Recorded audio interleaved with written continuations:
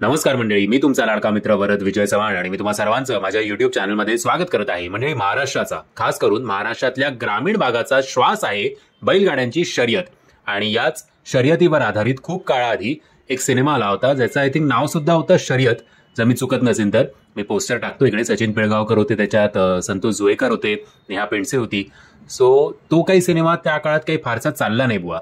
पण आशा करूया की जसं आपण साऊथच्या सिनेमांच्या बाबतीत बोलतो की ते लोक तिकडचं कल्चर बरोबर एक्सप्लोर करून अख्ख्या जगासमोर मांडतात. सो आपला एक प्रयत्न फसला आपल्या बैलगाड्यांच्या शर्यतीला जगासमोर मांडण्याचा. बट हा प्रयत्न, रांगडा नावाचा जो मराठी सिनेमा येत्या 5 जुलै 2024 आपल्या भेटीला येणार आहे, त्याच्यात सुद्धा बैलगाड्यांची शर्यत हा त्याचा एक प्राण आहे त्या स्टोरीचा.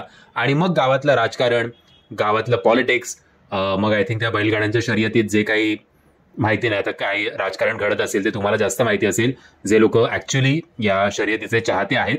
आम्हाला शहरी लोकांना फारसं त्यातलं काही कळत नाही की काय काय पॉलिटिक्स यामागे चालतं. सो त्याच्यावरच आधारित एक नवीन मराठी सिनेमा येणार आहे ज्याचं नाव आहे रांगडा. आणि या सिनेमाला बऱ्यापैकी कमर्शियल लेवलवर करण्याचा प्रयत्न केलाय की मारामारी, मारधाड, हिरोइझम हे सगळं आणण्याचा प्रयत्न निश्चित केलेला आहे. आता तो प्रयत्न किती यशस्वी होतो किंवा अयशस्वी होतो हे येणाऱ्या काळातच आपल्याला कळेल. खास करून या सिनेमाचा ट्रेलर आल्यानंतर नक्कीच कळेल.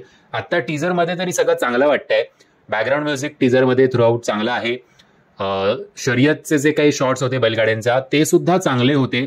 सो एक चांगलं पॅकेज आपल्यासमोर मांडण्यात आलंय असं वाटतंय.